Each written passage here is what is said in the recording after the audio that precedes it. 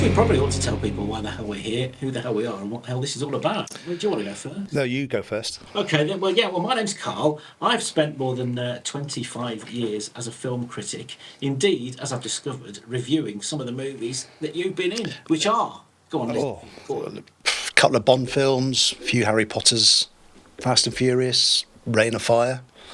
I wasn't going to put Reign of Fire in, but we talked about that. That was one of your early ones. It was, yeah, one of my first films in my first 18 months.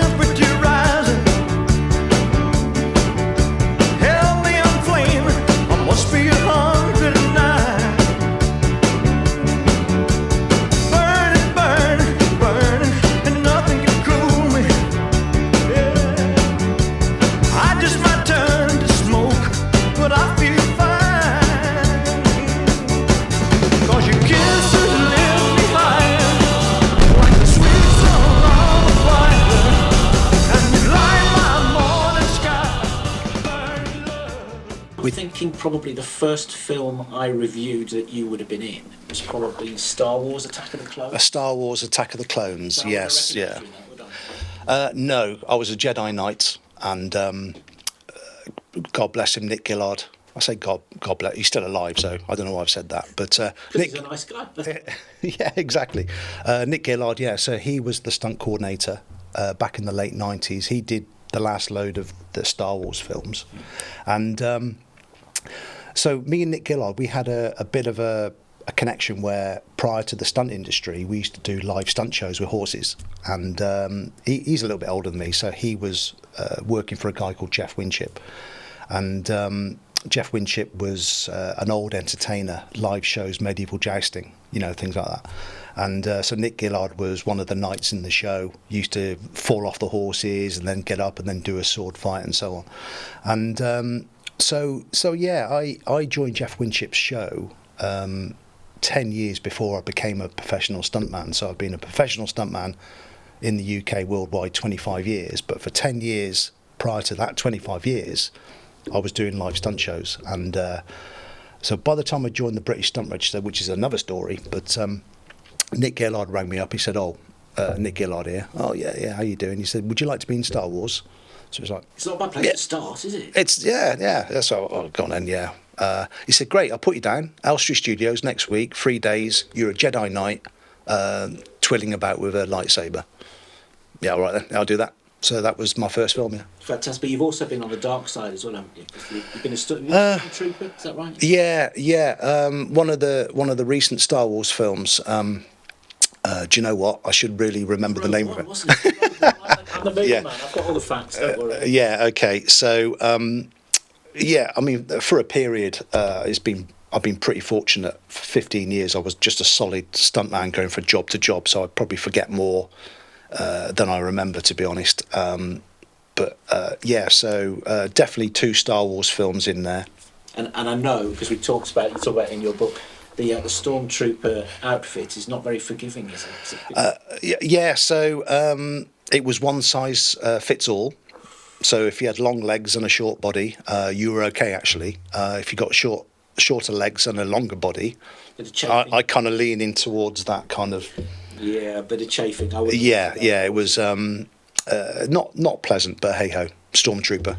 Now listen, we're here talking about UnStunted, aren't we here? And UnStunted is very much your baby, isn't it? The brand, which from the podcast point of view, we're talking about all things stunts, aren't you? But just explain a bit about the idea behind UnStunted and how it's all come about. Well, UnStunted, yeah, that's why we're here, isn't it? Yeah, so UnStunted is a look at all the classic movie stunts from cinema history. Okay, so we're going all the way back to the black and white film. Harold Lloyd, Charlie Chaplin, Buster Keaton, because they were great guys. You know, there was no health and safety then. You know, they were just so brave, and they were stunt performers rather than just actors, weren't they? Yeah, it was kind of actor, stunt performer, kind of rolled into one type thing, and yeah. So the stuff they did, you know, we're looking to recreate that stunt, but bring it forward into today's kind of technology. Yeah. Now that wasn't available then. Yeah, so basically recreate the stunt with modern technology, modern cameras, modern health and safety, and see how we get on. So, but the episode, each episode of Unstunted is looking at a particular stunt, coming through the ages, all the way through the John Wayne Stagecoach, that type of thing. James Bond stuff, that'd be good if we could speak to the right people, because they had obviously some classic stunts there, up to modern day, you know, the beach scene in Saving Private Ryan, all the Indiana Jones films. You know, there's particular stunts in each of these films that the public just love, and we just want to recreate. If we can get over to the original locations where they shot it, obviously it depends on budget and so on, that'd be brilliant. So the first one, you're starting off with Buster Keaton, are you? Is that Yeah, so the pilot episode is the Buster Keaton house fall. So let's go back to 1928. Buster Keaton was an established star. He was going through some personal issues at the time. And so the scene is, I think it's from Steamboat Bill Jr. That's the one. That's your thing, isn't it? So so there's a street, there's a storm, there's a bed flies in with Buster Keaton on it. The bed stops. He climbs underneath the bed. An old man jumps from a house, and this house, the front of the house is creaking. Okay, so the old man jumps out of the top window onto the bed. He runs off. The bed then gets blown away, and Buster Keaton gets up just as the house falls, the front of the house. So he's only saved by, there's a window upstairs. So the physics of it is, he's obviously, the house has gone down over Buster Keaton, and you happen to be standing where the open window is. Yeah.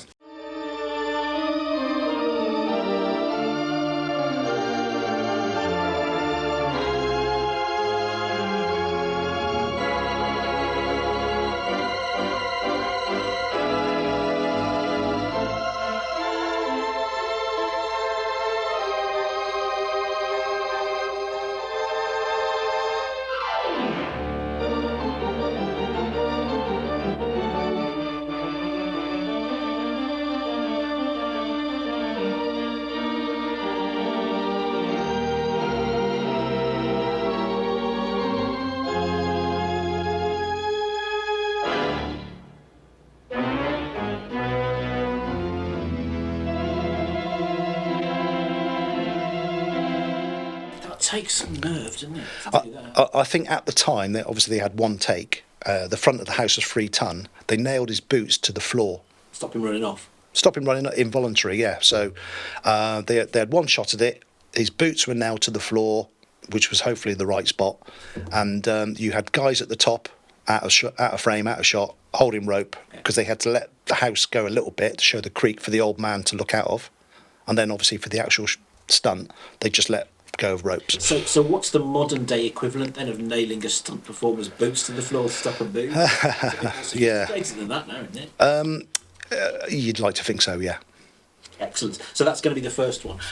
In 25 years that you've been in the stunt business, you must have seen technology change massively in the way things are done. Yeah. I mean, I joined the British Stunt Register. The British Stunt Register, a little nod to the BSR, is the main body for stunt performers in the UK. It's a professional body. It has different systems, grades. You know, you start off as a stunt performer. You do sort of like 10, 15 years as a stunt performer, taking direction off the stunt coordinator, making the tea, that type of thing. But you're normally in your prime as a physical sports person. And then you get through the ranks, and then you eventually end up as stunt coordinator, where I am. So, what was the question? Just how things have changed in those 25 years. The way you were doing stunts when you first started in your Attack of the Clones days. I mean, we were in green screen world then, anyway, weren't we? Yeah, we were. So I joined the register in 1999, and the green screen started coming along probably, as far as I can remember, sort of like middle of 2000s, that type of thing. I seem to remember there was blue screen on Attack of the Clones, and that was shot in the year 2000 at Elstree Studios. And do you know what? I think safety practices have become more prominent, if that makes sense. It's still an elite industry, and it's as we're probably going to be talking about shortly, The Fall Guy is a remake of the old TV series. Yeah, so I mean, there's some people who are going to remember I remember the original Lee Majors TV series, The Fall Guy, like late 70s, early 80s. Well, I'm not the kind to kiss and tell, but I've been seen with fire up. I've never been with anything less than a 9. So fine, I've been on fire with Sally Field, gone past with a girl named Bo. But somehow they just don't end up as... But the Fall Guy movie, Yeah. Ryan Gosling, Emily Blunt, I'm interested to know what you think about that. In fact, we'll have a look at the trailer in a minute just to set the scene. But Yeah. It's always interesting, isn't it, when people are making a movie about what an industry is like, and then there's all sorts of criticism about how realistic it is. So let's have a look at the trailer, Yeah. and then I'm intrigued to know what you think. Let's have a look. This film has everything. Everything? Trying to make out, or? Nope. Oh, yes. This does not seem safe! Hell yeah! We're getting tangled in exposition. Minerals. Oh. What's an ice crime? Are you saying ice cream or ice crime? Ice crime. Okay, it's just with your accent, it's hard. I'm not reporting an ice cream. Yes, no, I get that. Okay. You're like sexy bacon. What is this? You know? You need carbs!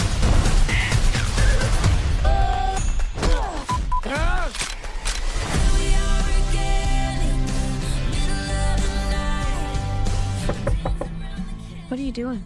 Just chilling down. You been crying to Taylor Swift? Doesn't everyone? So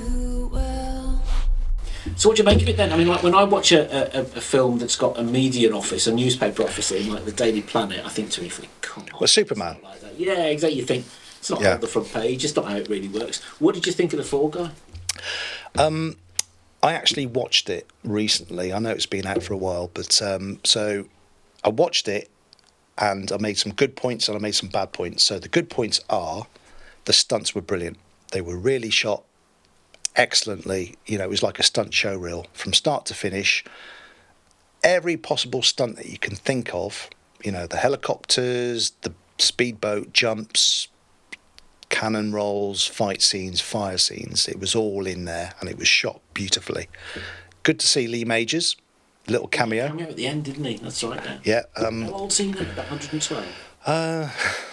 Don't know, but Heather Thomas next to him looked about 112, and But can you watch a film like that as a punter to just enjoy it, or because you work in the industry, do you find yourself just like criticising stuff? I mean, I guess that with all films. yeah. So I know because I've worked with the director on David Leitch and the stunt coordinator Chris O'Hara on Hobson Shaw in Glasgow, a Fast and Furious film. So they're great guys, and they seem to have taken movie stunts to a different level in terms of professionalism and the equipment that they're using. The stunt performers are in really good nick, and all the stuff that they do, 87 North looks great. So watching The Fall Guy, so believe it or not, there was a story. I think there was a story. It was a bit. Wasn't it? Bit of a rom-com story. That's on my bad points, by the way. The storyline, watching the original, The Fall Guy, Colt Seavers. Every episode, he'd do a stunt. He'd go to work, Hollywood, do it in one take, and then the other 90% of the episode was him bounty hunting or solving crime, wasn't it? That's right. But every single one of those episodes, I felt story-wise, was than the storyline on the movie. Do you know what I think was I mean, I agree with you. The storyline was all over the place, but Ryan Gosling and Emily Blunt were great, I think. And the best bit for me at the end was when they actually showed the real stunt performers pretending to be pretend stunt performers to show how things were done in the film. And How do you feel about that? Because it's a bit like the magic circle, isn't it? Revealing how a magic trick works. Yeah, but it was good. You know, when the end credits came up, they were showing all the setups, weren't they? So that was really interesting. So how many stunt performers actually worked on the film? The credits went on forever. Yeah, I think he had 5 doubles anyway. You know, he had the falling double. You know, the guy falling out the helicopter onto the airbag. You tend to have a lead actor on a major movie tends to have one stunt double. For the action bits, fights, but if there's a certain move which is a little bit off the, you know, not generic, a specialist, yeah. You know, you can get more doubles in that way. So you did a lot of specialist like horse stuff, you've done, haven't you? That was your thing, wasn't it? Yeah. So like I said, I did 10 years of live stunt shows with horses prior to doing everything else. So I joined the stunt register in '99, and then I had to learn how to firework, fall, fight scenes, vehicles. You know, I've probably crashed about 60 to 80 vehicles from trucks to cars. That's got to be satisfying, isn't it? Yeah, it's good. Yeah, just going back to the Fall Guy, that cannon roll they did on the beach, that was amazing. Yeah, that was really good. What was it? 8.5 full 360 rolls, was it? Yeah, something like that. Yeah, I mean, there was those 3 or 4 iconic, real big stunt scenes. Because I guess there's pressure, isn't there? You know, when you're making a film about stunt performers, you've got to make sure they're good stunts. Yeah, exactly. Yeah, I think it was a world record. Yeah, but it was like it was a thing of beauty. Yeah. His insides must have been like a strawberry milkshake when he got it. Is there any like iconic stunts that you wish you'd done, or maybe you've had a chance to do and didn't do, or turn something down? Yeah, what I'd really like to do, and I think they did it on Top Gear, BBC's Top Gear, is if you go back to the James Bond film, The Man with the Golden Gun, you know, the car that does a 360. 360 over the Yeah. So I'd love to have a go at that. And they went to America and they were actually doing that stunt in America in a live show. So they were doing it every week. So they came over to Thailand, I believe it was, and he nailed it in one hit. Basically, it's all physics, isn't it? You hit the first ramp at a certain speed, you know, the configuration of the ramp, does the 360 barrel roll, and then you land it at the other side and off you go. You make it sound so straightforward. Basically, it's all physics. Well, it's a point. I wouldn't do it. Well, it's a point and click, isn't it? You can say that. I'll take your word for it. I'm not going to test it out. Whereas if you're riding a horse and doing a medieval jousting scene, and then you have to get to a point where you get hit and fall off, that's where the cameras are. You're dealing with another brain. You're dealing with all this equipment. You've got to be holding something in your right hand. You've got to be holding something in your left hand. You've got zero vision. Compared to, and it's taken nothing away from the car stunt guys, you know, but, you know, it's all horses for courses, if you pardon the pun. Yeah, well, don't they say that horse stunts that's why they're some of the most dangerous, isn't it? Because they're unpredictable. You can't rehearse something and make it happen exactly the same when you roll the cameras, can you? You've bagged a really good interview, haven't you? Now I have, yeah, because what I thought, or we both thought, didn't we? You know, UnStunted, it's all about us nattering about these things like 2 old blokes at a pub, but talking to some people about, you know, different elements of the business and the stunts they've been involved in, or the films they've been involved in, it's always great fun. And I've been involved in a theatre tour hosting with Shaun Ryder from the Happy Mondays over the last few months. How's your liver? It's not been quite as rock and roll as I expected. I think a late night kebab in Eastleigh is about as rock and roll as it's got so far. Did you go to the kebab shop? We went, absolutely, yeah. Did you recognise him?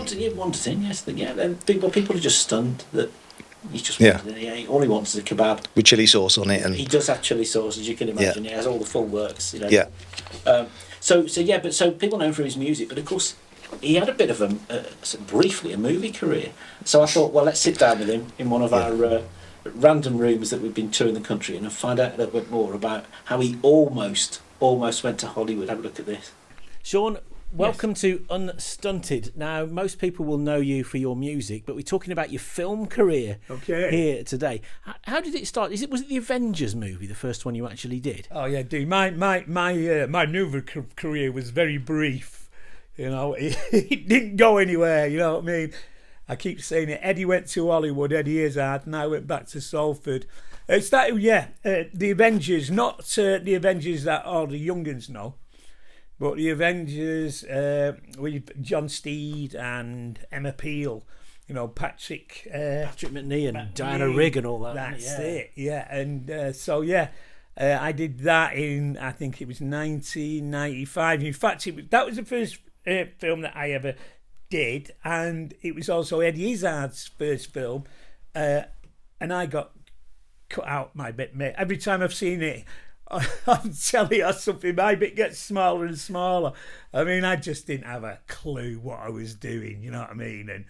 And but I do remember it was when the new Shape Minis had first come out in the 90s, and you know, me and Eddie was driving around being chased, or we was chasing whoever, I can't remember. I think I was in the driver's seat. So you did your own stunts then, did you? Well, I mean, I wouldn't exactly call it a stunt. I think we might have even been being pulled, you know, by a vehicle. Although we did do a bit of driving as well. I mean, and you know, I wasn't. I mean, it was great. Everybody, you know, I mean, I got to work with, you know, Uma Thurman and Ray Fiennes and Sean Connery was in that. It's not a bad way to start. No, I know, you know, starting with some big name actors, but it was you know, my career was very short and finished. I wasn't too kind. I said a couple of things, you know. I mean, I was still really off my nut back then, and I said a few things like, you know, this isn't the real John Steed, and it's not, you know. Anyway, what you mean in the media when the promotion of the film was going? Yeah, when I did a few interviews in magazines and stuff, and you know, so yes, I was pretty much edited out of it, and so I should have been as well, because you know, I wasn't too good. Did you enjoy doing it though? Oh, it was great. I mean, you know, from what I can remember, you know, they was really generous and what we paid for a bit of work. You know, what I did anyway back then. So yeah, I enjoyed doing it immensely. And Eddie Izzard, then, it was his first film role, like you say, and he went on to, well, all sorts of things. So, I mean, Eddie went to Hollywood, you know, doing all sorts. So that could have been you then. Yeah, if I'd have played my cards right, yeah. So, but you know what? I'd have probably, if it was, I mean, I was already sort of partying my head off in LA then anyway, and I'm sure if I'd have got into that sort of scene, I would. I don't think I'd have been around now, which might be great for some people, but it's all right for me that I am still around. I'm just trying to picture Shaun Ryder in the 90s in Hollywood, to be honest. Yeah, we spent a lot of time at the Viper Rooms, me and Beswick. That's where Bez bumped into Julia Roberts, and she quite fancied Beswick. He didn't know who she was. I had to sort of fill him in. You know that film we just watched on She the was plane? massive then, wasn't she? Like Pretty Woman and all that sort of stuff. Pretty Woman had only just come out, you know, so she wasn't... do you know what I mean? That movie turned her into a superstar. Yeah. So, and that was when that had just been released. Yeah. So what else movie-wise? I mean, you have dabbled still with movies, and then haven't I've you? got to say this, go on. When you look at who she married later on with Lyle Lovett, you can sort of see, oh yeah, it's fancy. See her type. Yes, her type. Yeah. But you have dabbled with movies, haven't you? I mean, what was that? Rise of the Foot Soldier you were in 6 or 7 years ago, weren't you? Playing I don't even think it was that long ago, you know. Third one, wasn't it? Yeah, third one. Yeah. Was it really 6 or 7 years ago? I think it was certainly before the pandemic, wasn't it? I don't know. It was, yeah, right, so, yeah. So it could have been 2017 or something, 2018. Yeah, that again was great. You know, Craig Fairbase took my eye out with a spoon, I think, and threw me over a balcony. So again, were you doing your own stunts then, or did you get the stuntman in to go do all that? No, actually, when Craig took my eye out, that was my eye. I got rigged up with blood and all sorts of stuff. But when I eventually went over the balcony, that was the stuntman. Wise, I think. Yeah. I mean, I really enjoyed that, but it was great. The thing is, I just can't remember lines and learning lines, you know what I mean? So I do get asked a lot of times to do films, and I really enjoy doing them, but I just can't. I can't remember the lines, you know what I mean? It's better when I just ad-lib something. So, or have a role where your fists do the talking or something like that. Yeah, well, yeah. Have a role Well, and I'm right in saying that you and Bez have actually been filming something quite recently, haven't you? Yeah, we filmed something just a few months ago, another sort of, gangster type film with, I think this had Hells Angels and bikers in it and that sort of stuff. And then I just did an horror one as well. But I don't ask me for who and what, you know what I mean? Are these like cameo parts in the small parts, or you got main roles? Yeah, I mean, I can't do big parts. I just can't remember and retain lines, you know what I mean? I know there's ways around it and everything, have the lines written on a can of juice or something, you know what I mean? But yeah, but I do enjoy doing it. It's like the recent one I did. I think it was a metal detectorist who finds some, heads and limbs, and again on that one I could sort of ad-lib it. So, and I don't know, what company it was with or anything, so don't ask me. What sort of films do you like? Do you like watching? What sort of films are you into? Science fiction, gratuitous violence stuff. When I was a kid, in like the early 70s, it was all Bruce Lee and Clint Eastwood, Dirty Harry and Big Boss and the Dragon, Rolling Thunder, anything with blood spattering, and just young boys sort of movies. So being that we're on a stunting podcast here, you like sort of films that have got lots of action and stunts in them, and you appreciate the action in them then? Absolutely, yeah. I mean, especially the stunt guys, yeah. Love it. I mean, if it had been years ago, I might have insisted, doing a bit of Tom Cruise doing my own stunts, but I certainly couldn't do it now. My hips might fall off or pop out. So if you could write yourself, if there's one movie that you'd like to either be in the future, or a classic movie from the past that you would like to have been in, what would it be? Is there a role that's passed you by that you nearly got, or anything like that? I don't know about that, but you know what? With AI now, you can take a photograph and and just write in what you want to do, and that person can come out of the photograph, and you can create a whole film around that. So I might sort of take me out, and I might become Dirty Harry with what is it? What Magnum was it? 44 Magnum or Magnum something? 44, yeah. Yeah, wandering around with a Magnum 44, as sort of me as Clint. So it might yet make your day. In fact, it might. In fact, one of my nicknames at school, I got called Clint because basically I really sort of stayed out of the classrooms and just wagged school at the pictures at the cinema. And with like 1, 2, 3, 4 studio, and then 5, 6, 7, 8, and 9, you could just do a full week watching films in 1975 instead of going to school. So The Exorcist and Big Boss and all these classic sort of 70s films. Which Little Big Man and really Soldier Blue. All those sort of stuff. It's educational then. You're covering religious studies, bit of history, bit of geography then as well. Yeah, and Life of Brian, that came along a bit. I mean, in fact, my Auntie Mary was one of those people that was outside the cinema, protesting against the Life of Brian. Yeah. I have to admit, I thought it was a really funny film. Oh, it's great. What's your favourite movie? What's your go-to movie? Oh, you blimey, there's so many. Dude, I can't think. These not the Avengers. No. But you know what? In 2 minutes' time, when this is finished, I'll be thinking all these great films will pop into my head. But at the moment, I mean, there's so many. I mean, classics and sci-fi and everything. So, but I mean, The Exorcist is still a great movie.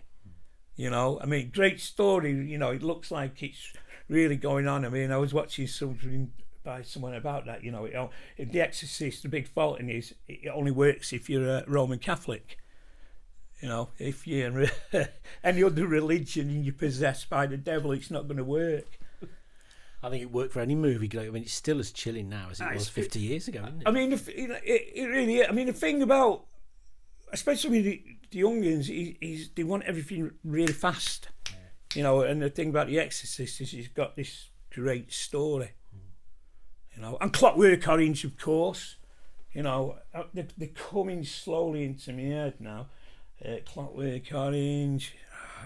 You're talking a lot about films in the sort of 70s, aren't you? Late 70s, early 80s is like the time. So. Yeah, absolutely. Yeah, Close Encounters and all that sort of stuff. Yeah, I mean, really, to me, they're really sort of great violent films, and you know, with great stories. It was all really the start of the 70s. You know, up to like 1975. You know, you know, I think this one came about around about 70. I think Marathon Man. With Dustin Hoffman, you know, when he's getting his teeth pulled out in the dentist, or by a mad dentist. You know, loads of great films in the early to mid 70s that instead of going to school, I was in the cinema watching those. Stopped loads of people going to the dentist for a checkup, that film, didn't it, Marathon Man? It sure did. I mean, again, you know, even now, you know, Tarantino's stuff, and, you know, I mean, when I first watched Pulp Fiction, you know, when that first came out, and we was in Monmouth making the Black Grape album, right? And we somehow managed to get a copy of Pulp Fiction before it had come out to cinema release, and that just blew us all away.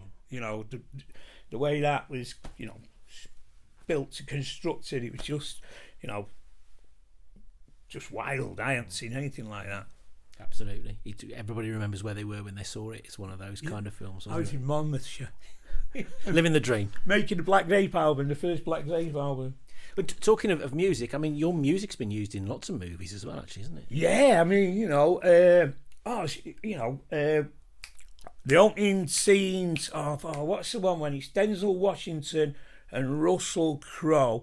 And I think Russell Crowe's a computer-generated baddie, and Denzel Washington. Yeah. Is that the Fan, is it? I can't remember what it's called. No, that's The Fan was Robert De Niro. That wasn't sci-fi. That was about an obsessive fan who De Niro plays. But see, I can't remember what I've just said. Then what film was that? With Denzel Washington. Yeah. Oh, you know, we had a few. You know, I got put in a few really good movies. The remake of The Jackal you did something for, didn't you? That's right, yeah, with Bruce Willis. Yeah. In fact, the guy that made that movie, I think he made Rob Roy as well. I mean, we got to go and meet him while he was making that, and you know, had a chat and everything, and watched, you know, some you know, clips, rushes, whatever of the one of the films. Do you ever fancy yourself being behind the camera and being a bit of a movie maker then? Dude, I have problems with me left and right. Never mind the technicalities of being a movie maker. I think I'll give that one a miss. Excellent. Well, it's all right. You've done all right in front of the camera, and we look forward to seeing you and Bez as a pair of mischievous gangsters sometime very soon. Yeah. You know what? I just wish I could remember what you know, more details on that. It's going to make people go away and Google it now, isn't it? Yes. So, job done. Yeah. I'm still getting me sort of list together in my head now, all the films in the 70s, you know. That's, you know, which just, to me, was a brilliant time for movies. The Wicker Man, The French Connection. Well, The Wicker Man, some great films there, weren't there? The Wicker Man, insane. You know, I've just actually watched, you know, the new, what do you call it? You know, the new sort of edited together. The remake of it, yeah. They've done a director's cut, haven't they? Director's cut, yeah, that. Yeah. Because Britt Eklund was in that, and you were in the jungle with Britt Eklund. I was in the jungle with Britt. She's great. Yeah, great. And she was was she the sort of like what was she playing that? Don't tell me. She was the daughter of the landlord of the pub. That's right. A sex maniac daughter of the landlord. In the boozer. Great. It's all coming flooding back now, isn't it? Yes. You know what I mean? Like I say, I'll kick myself when you've gone and think of all these great movies that I should have been coming out with for people to re-watch. You know, I do it all the time with my two youngest girls. We sort of re-watch. You know, Dad, pick out a film for us, you know, because they're really into, like, especially movies that was made in the 90s as well and 70s. So you know, we sit and watch. Scarface again, when Scarface came out. You know, that was just insane. Yeah, Al Pacino was great. And then I'm not even started on my sci-fi, you know. I've really not. We'll have to have you back for the sequel. We'll have to have you back on the show some other time to do it at full. We'll do a sci-fi episode, I think, is the absolutely. thing to do. You know, defo, I'll do that. Yeah. Great to catch up with you, and thanks ever so much for your time. Cheers, Carl. Thank you. Cheers, dude. Thanks a lot. That was brilliant. That was brilliant. And then, come on, off the back of that. So now Shaun was talking there about how, I mean, he did a few of his own stunts. So he did like a couple of fist fights and things like that in the one of the prison scenes that he did. What's it like? Was he in Rise of the Foot Soldiers? Foot Soldier 3. Craig Fairbrass, yeah. Was he Mad Dog? He was Mad Dog, yeah. And he got pushed over a banister. Yeah. Do you know what? I'm from, we both are from Shropshire, UK, and the main town in Shropshire is Shrewsbury, and they got the prison there. Did they shoot it in that prison? They shot some of them. I mean, the old prison is used for loads of things. You've done loads of work in there. Yeah. I've done a. You set yourself on fire in there? I didn't set myself on fire. Somebody set fire to me. Doing what was that on? That was a UK BBC production, Man Like Moby series. Yeah, so did a full burn with the silicone mask and quite harrowing because it was in an actual prison in the dark. It'd be quite harrowing anywhere, to be honest. Yeah. That's one thing that, I mean, I saw it. This is your book, of course, blatant plug. But you know, I saw the photo shoot you did for that when you actually set yourself on fire for the purposes of the pictures. And yeah. That was scary enough. To see that. Yeah, it was scary enough and a bit blistery. Yeah. Should we move on from that? Indeed, yeah. What's it? You know, when you get involved in a production, do you know straight away whether the actors are going to want to get involved in the action? Do you have to talk them into doing things, or are there some that are notorious for not wanting to do this? Yeah, so in my time, I can answer that question as a stunt coordinator, and I can also answer it as a stunt performer. So as a stunt performer, it's difficult because I was a professional stuntman, still do bits and bobs, so don't do all the hard knock stuff anymore. I don't get hit by cars, fall downstairs. You know, if there's a nice cushy number, driving a car, passenger in a car, that type of thing. I still do a little bit, but what was the question again? Some actors want to do more than others. Yes, yeah. So as a stunt performer, you wouldn't know that until you actually get on set. You know what you're required to do, but as a coordinator, it's a different job. So you're constantly in communication with the production team, the director, the producers, the line producers. And good production managers, they'll come up to you and say, "Well, this actor's got us all back. You know, can we be mindful of that? Can we do this? Can we get a double in there?" So, do you want actors to want to do more action, or would you rather they leave the stunt teams to it? Look, you know, it's always good to get stunt people working as the coordinator. So I would always insist on a stunt double without kind of taking the piss a little bit. You know what I mean? So, so because you don't. I mean, like Tom Cruise, for example, is notorious for wanting to do everything himself, isn't it? I've never met him. That's because he doesn't employ any stunt. Doing it all himself. That's why. Yeah, never met him, which is kind of a bit odd, but on some of the big productions like the Bonds or the Star Wars or the Harry Potters, yeah. I mean, you've got a lot of big cast anyway, but you've also got a massive stunt team, haven't you? You've got a mix and match team. You have, yeah. I mean, I worked on 2 Bond films, Skyfall and Spectre, for Gary Powell, and great guy, and sort of like big stunt team, a lot of stunt performers, the cream of the crop on the Bond films, I would say. Daniel Craig, he had 2 or 3 stunt doubles. But he liked to do some of the acting quite well himself as well, didn't he? Yeah. Well, I'm sure he crocked on some of the Bond films, didn't he? Got a list of broken teeth. I don't know, did he? Knees and all sorts of stuff. So. Oh, okay, yeah. Is that what he kind of talked about since? Or yeah. I know they delayed filming on one of them because he did a right injury to himself. Yeah.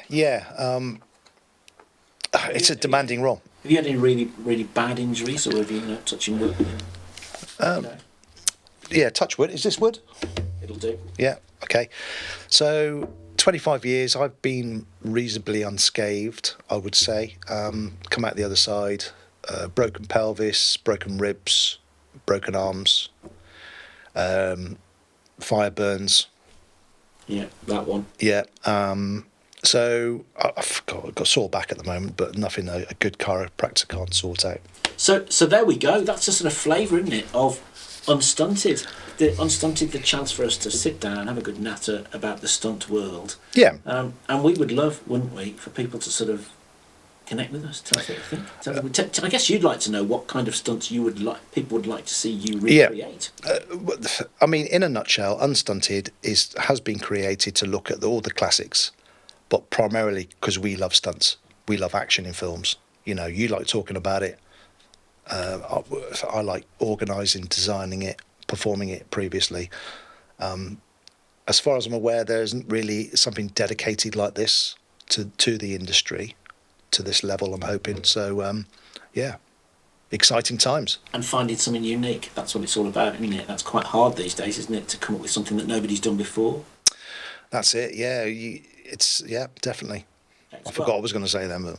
Well, sorry, that was just all. I'll put it down to age. Yeah. Yeah, so Unstunted, you can find out all about it online and watch this space for the pilot for the TV show, which is going to be coming soon, isn't it? Exciting times.